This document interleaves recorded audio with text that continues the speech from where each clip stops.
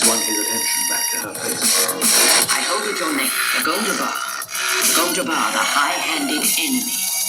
It's a needle with a drop of poison on its tip. Aha, don't pull away, or you'll feel that poison. Paul tried to swallow in a dry throat. He could not take his attention from the seamed old face, the glistening eyes, the pale gums around silvery metal teeth that flashed as she spoke. A duke's son must know about poisons. It's the way of our times, eh? Musky to be poisoned in your drink. Almas to be poisoned in your food. The quick ones and the slow ones and the ones in between. Here's a new one for you. The Gonjabar. It kills only animals. Pride overcame Paul's heart. You dare suggest a duke's son as an animal? Let us say I suggest you may be human. Steady. I warn you not to try joking away. I am old, but my hand can drive this needle into your neck before you escape me. Who are you? How did you trick my mother into leaving me alone with you? Are you from the Harkonnens? The Harkonnens? Bless us, no. Now be silent. A dry finger touched his neck and he stilled the involuntary urge to leave the word. Good. Pass the first test. Now here's the way of the rest of it. If you withdraw your hand from the box, you die. This is the only rule. Keep your hand in the box and live. Withdraw it and die. If I call out, there'll be servants on you in seconds and you'll die.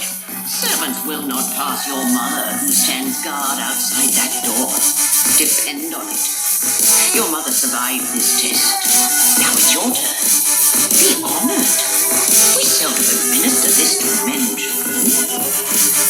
Curiosity reduced Paul's fear to a manageable level. He heard truth in the old woman's voice, no denying it. If his mother stood guard out there, if this were truly a test, and whatever it was, he knew himself caught in it, trapped by that hand at his neck, the Gonjabar. He recalled the response from the litany against fear as his mother had taught him out of the Bene Gesserit light. I must not fear. Fear is the mind killer. Fear is the little death that brings total obliteration. I will face my fear. I will permit it to pass over me and through me. And when it has gone past, I will turn the inner eye to see its path. Where the fear has gone, there will be none. Only I will remain. He felt calmness return. Get on with it, old woman. Old woman, you've courage and that can't be denied. Well, we shall see, Sarah. You will feel pain in this hand within the box. Pain. But withdraw the hand and I'll touch your neck with my Gonjabar.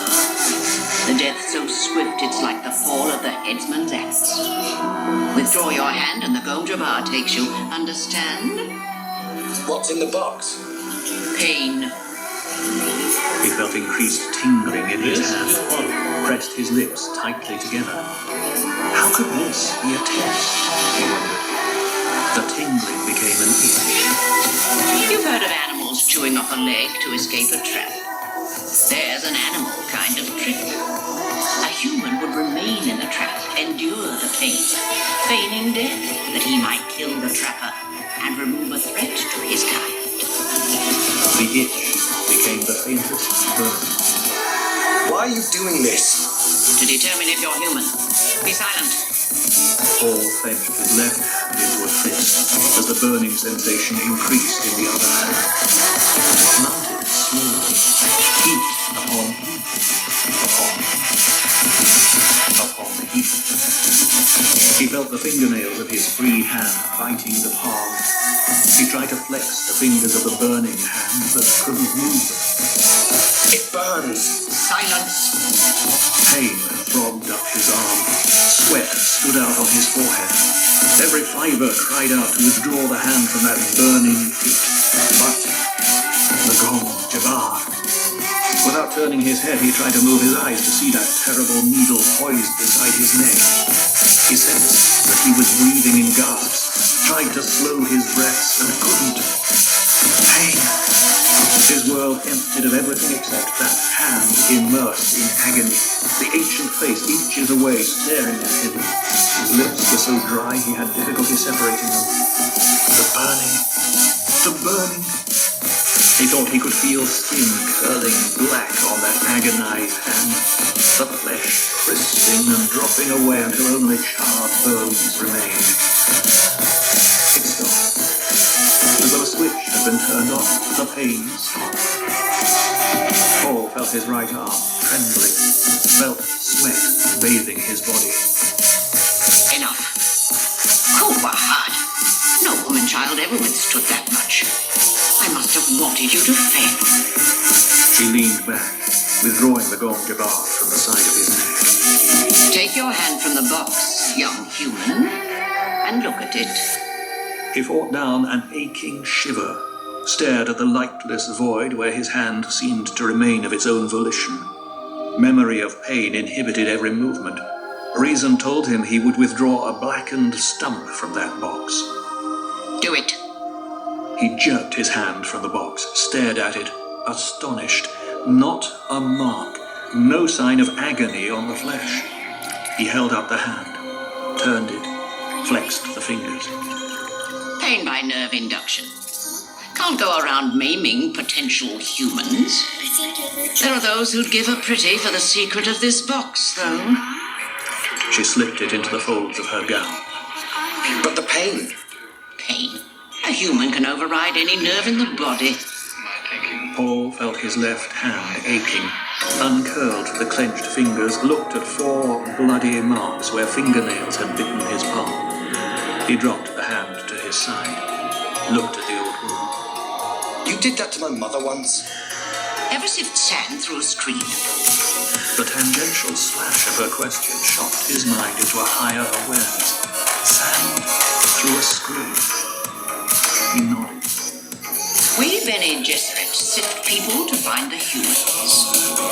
He lifted his right hand, willing the memory of the pain. And that's all there is to it. Pain. I observed you in pain, lad.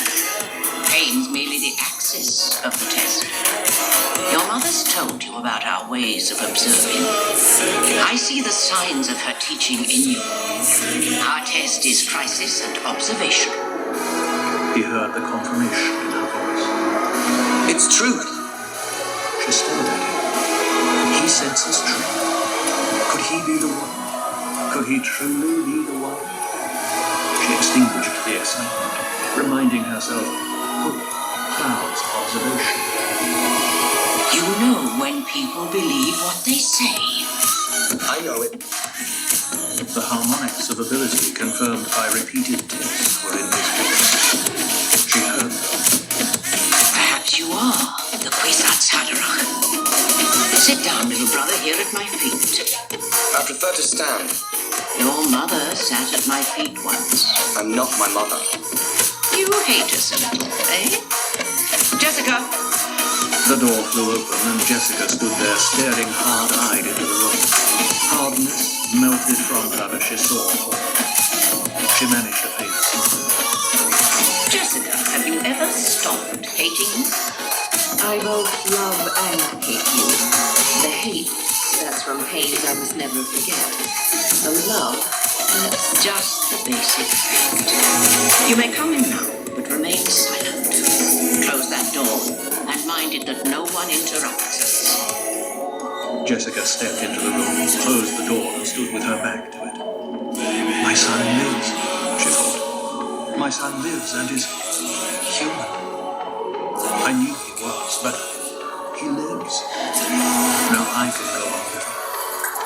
The door felt hard and real against her back.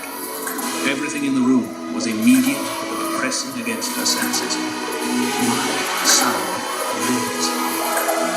Paul looked at his mother. She told the truth. He wanted to get away alone and think this experience through, but knew he could not leave until he was dismissed. The old woman had gained a power over him. They spoke truth. His mother had undergone this test. There must be a terrible purpose in it. The pain and fear had been terrible. He understood terrible purposes. They drove against all odds. They were their own necessity. Paul felt that he had been infected with terrible purpose. He did not know yet what the terrible purpose was. Someday, lad, you too may have to stand outside a door like that. It takes a measure of doing. Paul looked down at the hand that had known pain, then up to the Reverend Mother. The sound of her voice had contained a difference then from any other voice in his experience. The words were outlined in brilliance. There was an edge. He felt that any question he might ask her would bring an answer that could lift him out of his flesh world into something greater. Why do you test for humans? To set you free. Free. Once men turned their thinking over to machines in the hope that this would set them free. But that only permitted other men with machines to enslave them. Thou shalt not make a machine in the likeness of a man's mind. Right out of the Butlerian Jihad and the Orange Catholic Bible. But what the OC Bible should have said is, thou shalt not make a machine to counterfeit a human mind. Have you studied the Mentat in your service? I've studied with Thufir Howard. The Great Revolt took away a crutch. It forced human minds to develop. Schools were started to train human talents. Bene Gesserit schools. We have two chief survivors of those ancient schools, the Bene Gesserit and the Spacing Guild. The Guild, so we think, emphasizes almost pure mathematics. Bene Gesserit performs another function. Politics. Cool, hard. The old woman sent a hard glance at Jessica. I've not told him, Your Reverence. The Reverend Mother returned her attention to Paul. You did that on remarkably few clues. Politics indeed. The original Bene Gesserit school was directed by those who saw the need of a thread of continuity in human affairs. They saw there could be no such continuity without separating human stock from animal stock, for reading purposes. The old woman's words abruptly lost their special sharpness for Paul.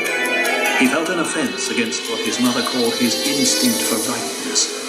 It wasn't that Reverend Mother lied to him. She obviously believed what she said. It was something deep, something tied to his terrible purpose. But my mother tells me many Bene Gesserit of the schools don't know their ancestry.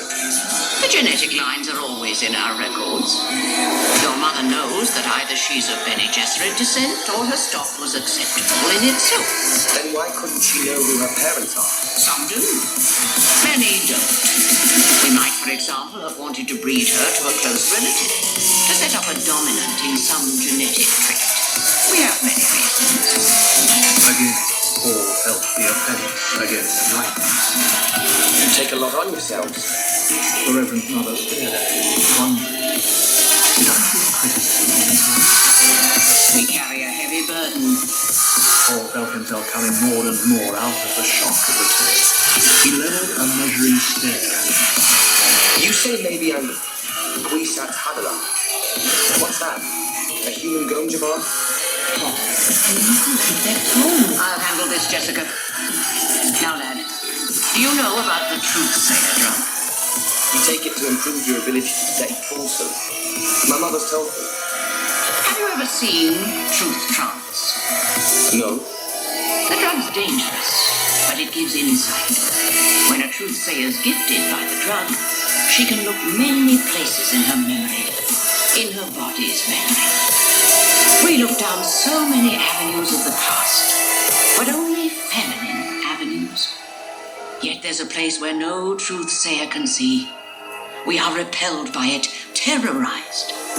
It is said a man will come one day and find in the gift of the drug his inward eye.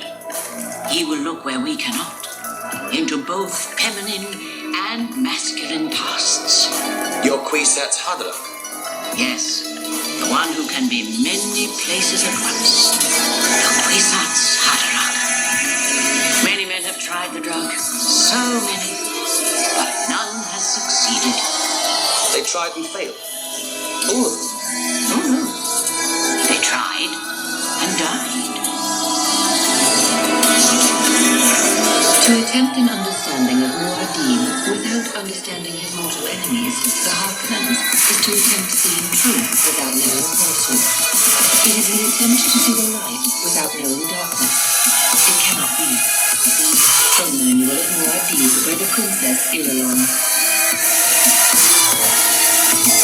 It was a relief globe of a world, arcane shadows, spinning under the impetus of a fat hand that glittered with rings.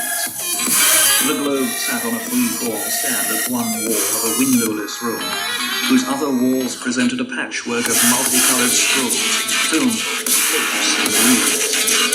Light glowed in the room from golden balls hanging in mobile suspenser beams. An ellipsoid desk with a top of jade-pink petrified lacquer wood stood at the center of the room. Vertiform suspenser chairs ring-shaped, two of them occupied.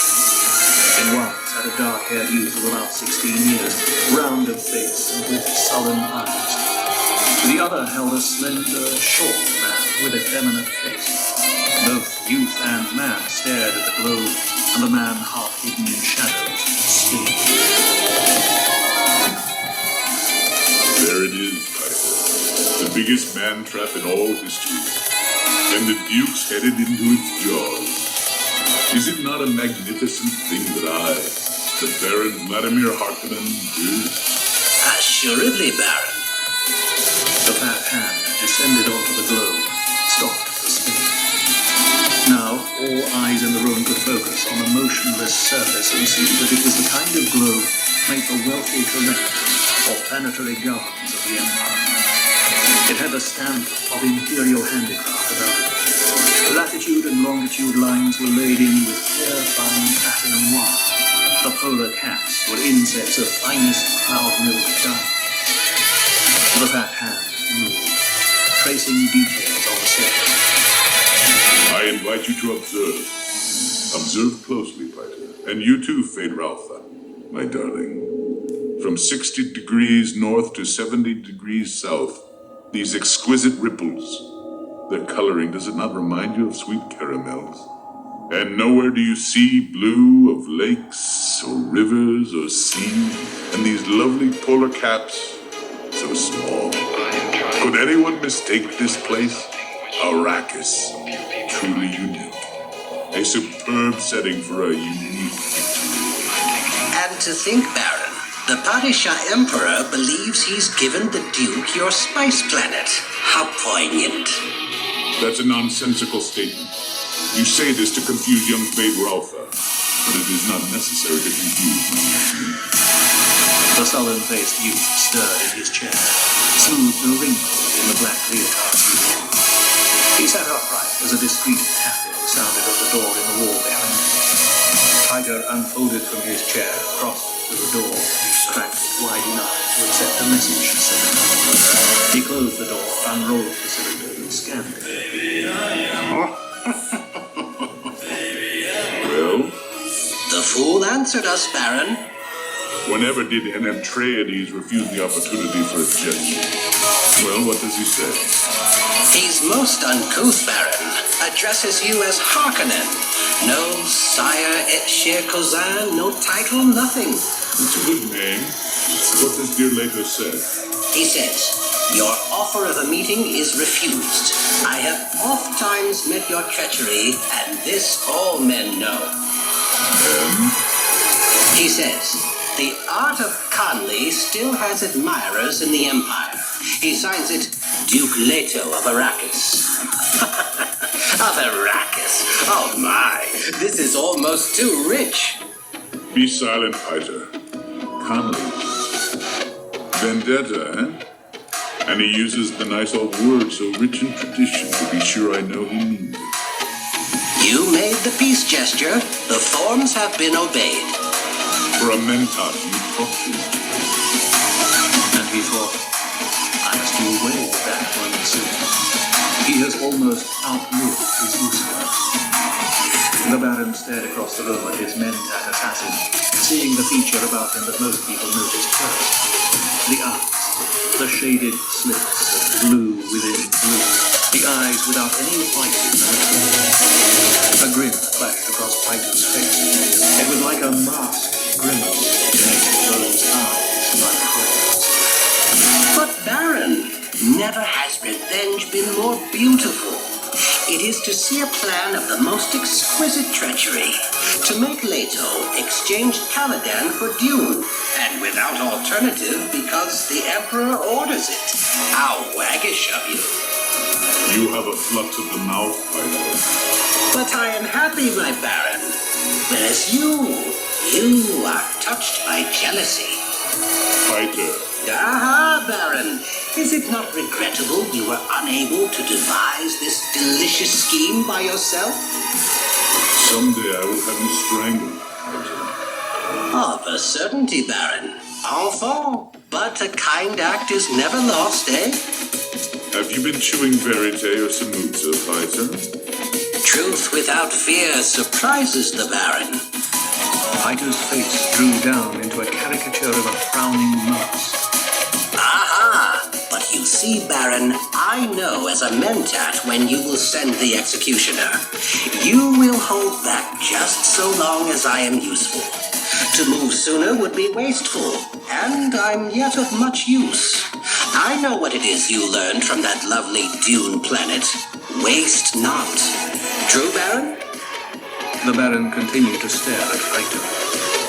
Fade Ralpha squirmed in his chair. Please, rag-green fools, he thought. My uncle cannot talk to his men without arguing. Do they think I've nothing to do except listen to their arguments? Faye, I told you to listen and learn when I invited you in. Are you learning? Yes, uncle. Sometimes I wonder about Python. I cause pain out of necessity. I swear he takes positive delight. For myself, I can feel pity toward the poor Duke Leto. Dr. Yui will move against him soon, and that'll be the end of all the Atreides. But surely Leto will know whose hand directed the flying saucer. And knowing that will be a terrible thing. Then why haven't you directed the doctor to slip a kinjal between his ribs quietly and efficiently? You talk of pity, but... The Duke must know when I encompass his teeth, and the other great houses must learn of it. The knowledge will give them hope. I'll get a bit more room to maneuver. The necessity is obvious, but I don't have the right. Room to maneuver.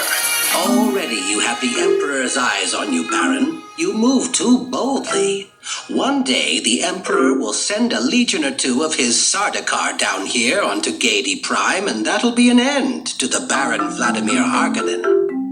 You'd like to see that, wouldn't you, Python? You'd enjoy seeing the core of Sardaukar pillage through my cities and sack this castle. You'd truly enjoy that. Does the Baron need to ask? You should have been a Bashar of the world. You're too interested in blood and pain. Perhaps I was too quick with my promise to spoil your rights. Python took 5 curiously mincing steps into the room, stopped directly behind Fade Ralpha. There was a tight, nerve tension in the room. The youth looked up at Python with a worried frown. Do not toy with Python, Baron. You promised me the Lady Jessica. You promised her to me. For what, Python? Python stared, dragging out his clothes. Ralpha moved his chair. Why have you stayed? My darling Fade Ralpha. What did the Duke child fall, my dear Python? The trap will bring him to you, Baron. That's not my question. You'll recall that you predicted that Bene Gesserit witch would bear a daughter to the Duke. You were wrong, eh, Mentat? I'm not often wrong, Baron. Give me that. I'm not often wrong. And you know yourself, these Bene Gesserit bear mostly daughters. Even the Emperor's consort had produced only females. Uncle, you said there'd be something important here for me to... Listen to my nephew. He aspires to rule my barony, yet he cannot rule himself. The Baron stirred beside the blade. A shadow among shadows. Well then, Fade Ralpha Harkonnen, I summoned you here hoping to teach you a bit of wisdom. Have you observed our good mentat? You should have learned something from this experience. But Uncle... The most efficient mentat, wouldn't you say, folks? Yes, but... Indeed, but if you use too much spice, let candles quickly die. He might have come directly from the Arakeen labor pool. Efficient fighter, but he's still emotional and prone to passionate outbursts. Efficient fighter, but he still can hurt. Did you call me in here to impair my efficiency with criticism, Baron? Impair your efficiency, you know me. I wish only for my nephew to understand the limitations of the man. Are you already training my replacement? Replace you? My fighter. Where could I find another man after this? The same place you found me, Baron. Perhaps I should have done. You do seem a bit overlooked. And the spicy. Are my pleasures too expensive, Baron? Do you object to them? My dear Buster, your pleasures are uptight. How could I object to that? I merely wish my nephew to observe this about you. Then I'm on display. Shall I dance? Shall I perform my various functions for the eminent Fade Routher? Precisely. You are on display. Now be silent. The Baron glanced at Fade Routher, noting his nephew's lips. The full and pouting look of them, the Harkonnen genetic marker now twisted slightly in amusement. This is a mentat. It has been trained and conditioned to perform certain duties. The fact that it's encased in a human body, however, must not be overlooked. A serious drawback, that. I sometimes think the ancients with their thinking machines had the right idea. They were toys compared to me. You yourself, Baron, could outperform those machines. Perhaps. Ah, well. Now, Peter, outline for my nephew the salient features of our campaign against the House of Atreides. Function as a mentat for us, if you please. Baron, I've warned you not to trust one so young with this information. My observations... I'll be the judge of this. I give you an order, mentat. Perform one of your various functions. So be it. Ida straightened, assuming an odd attitude of dignity, as though it were another mask, but this time clothing his entire body. In a few days standard, the entire household of the Duke Leto will embark on a spacing guild liner for Arrakis. The guild will deposit them at the city of Arakeen rather than at our city of Carthage. The Duke's mentat, Thufir Hawat, will have concluded rightly that Arakeen is easier to defend. Listen carefully, Dave. Observe the plans within. They dropped a nod, thinking, this is the old monk who is letting me in on a secret for me. He must really need me to do this.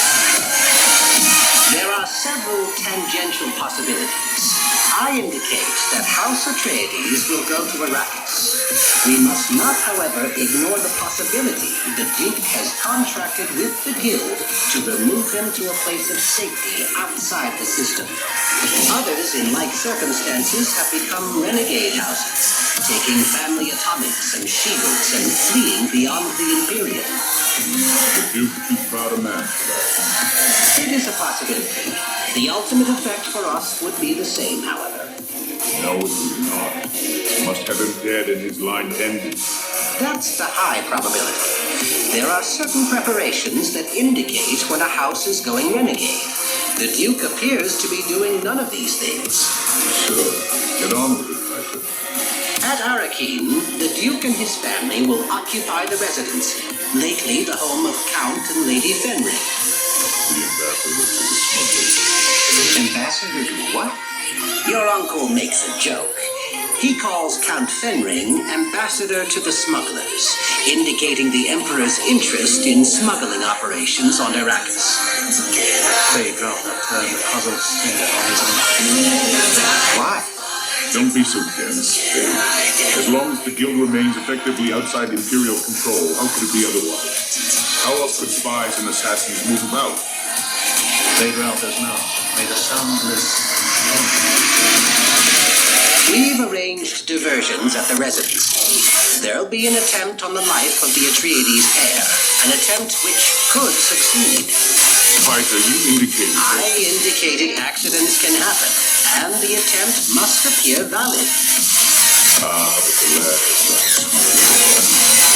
Of course, he's potentially more dangerous than his father. With that witch mother training him. Please. Howard will have divined that we have an agent planted on him. The obvious suspect is Dr. Yui, who is indeed our agent. But Howard has investigated and found that our doctor is a Suk School graduate with imperial conditioning, supposedly safe enough to minister even to the Emperor. Great store is set on imperial conditioning. It's assumed that ultimate conditioning cannot be removed without killing the subject. However, as someone once observed, given the right lever, you can move a planet. We found the lever that moved the doctor. How? Fade Ralph found this a fascinating subject. Everyone knew you couldn't subvert imperial conditions. Another time. Continue, Piter. In place of Yui, we'll drag a most interesting suspect across Howard's path. The very audacity of this suspect will recommend her to Howard's attention. The Lady Jessica herself. Is it not sublime? Howard's mind will be so filled with this prospect, it'll impair his function as a mentat. He may even try to kill her.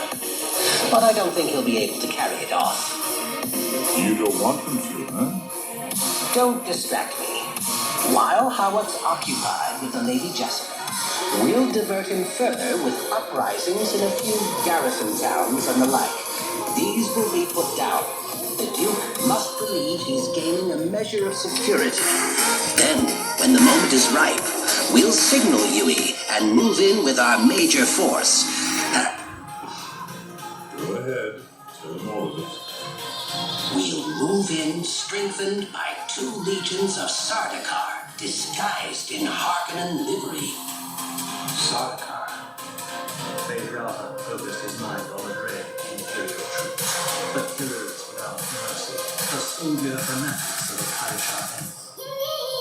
You see how I trust you, Faye? No hint that this must ever reach another great house. As the Landgrad might unite against the Imperial House. The main point is this. Since House Harkonnen is being used to do the Imperial dirty work, we've gained a true advantage. It's a dangerous advantage, to be sure, but if used cautiously, will bring House Harkonnen greater wealth than that of any other house in the Imperium. You have no idea how much wealth is involved. Not in the wildest dimension. To begin, we'll have an irrevocable directorship in the Chon.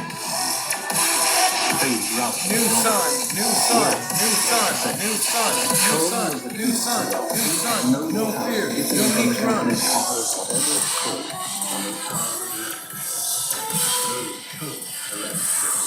They were the real evidence of political power in the Imperium, passing shifts and voting strength within the Landgrad as it balanced itself against the Emperor. The Duke Leto may attempt to flee to the new Fremen scum along the desert's edge, or he may try to send his family into that imagined security. But that path is blocked by one of His Majesty's agents, the planetary ecologist. You may remember him, Kynes. Fade remembers him. Get on with it. You do not drool very prettily, Baron. Get on with it. I command you. If matters go as planned, House Harkonnen will have a sub-fief on Arrakis within a standard year. Your uncle will have dispensation of that fief. His own personal agent will rule on Arrakis. More profits. And the Baron thought, it's only just. We're the ones who take Arrakis, except for the few mongrel Fremen hiding in the skirts of the desert. And some tame smuggler bound to the planet almost as tightly as the native labor. And the great houses will know that the Baron has destroyed the Atreides. They will know.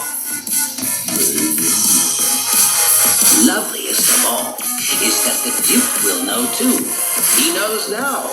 He can already feel the trap. Could not help it. The Baron moved out and away from the global racket. As he emerged from the shadows, his figure took on a dimension, grossly and immensely fat. With supple bulges being pulled of his dark robes to reveal that all this fat was sustained partly by portable suspensors harnessed to his waist. He might weigh 200 standard kilos in actuality, but his feet would carry no more than 50. I'm hungry. The Baron rubbed his protruding lips with a beringed hand and stared down as they dropped through fat and folded up.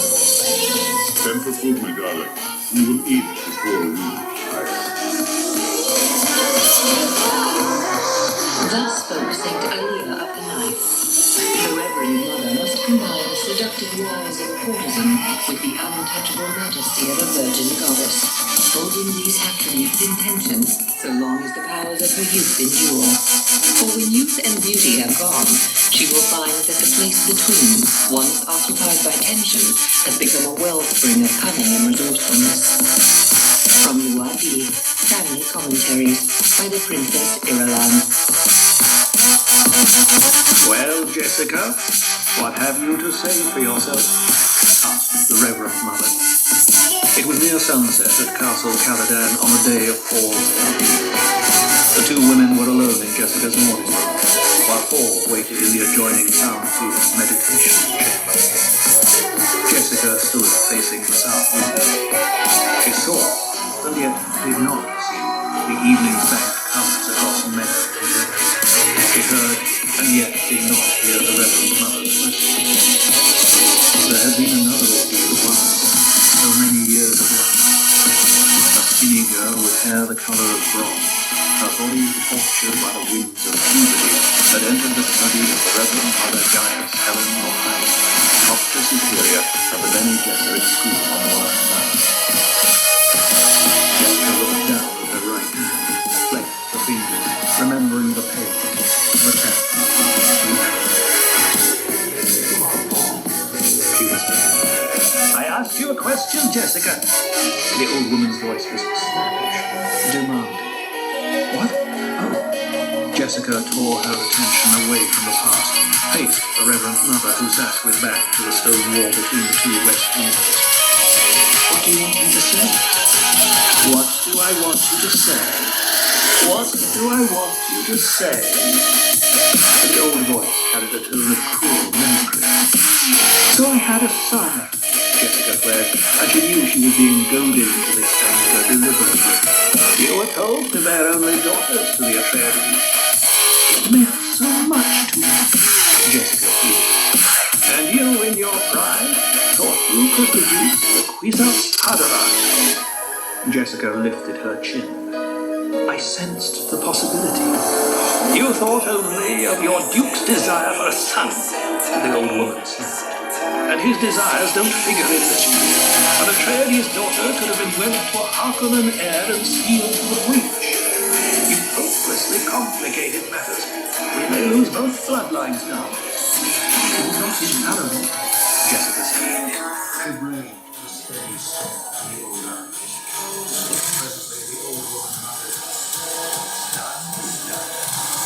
I have never to regret my decision. How noble, the Reverend Mother said. No regret. When your future will fight on your head, and every man's hand turned against you to seek your life and the life of your son.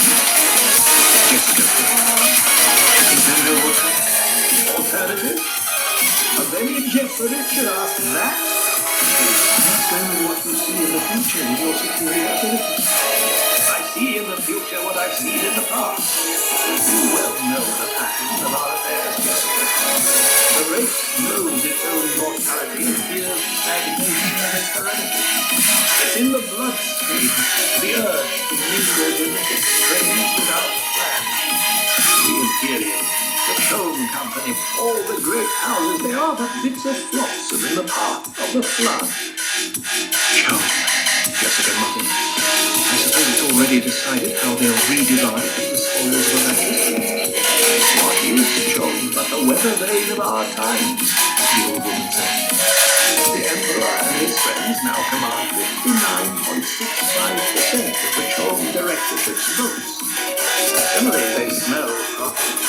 And likely as others smell those same profits, his voting strength will increase. This is the pattern of history, girl. That's certainly what I need right now, Jessica said. A review of history. Don't be facetious, girl. You know as well as I do what forces surround us. We've a 3-point civilization. The imperial household balanced against the federated great houses of the Lancelot, and between them, the guild, with its damnable monopoly on interstellar transport. In politics, the type is the most unstable of all structures.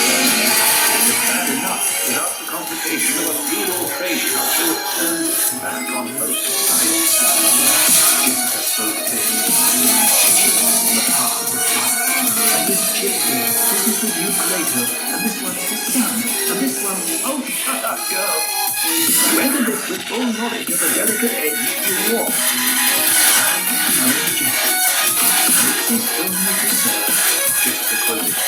True, the old woman said. And all we can hope for now is to prevent this from erupting into general conflagration, to salvage what we can of the key bloodlines.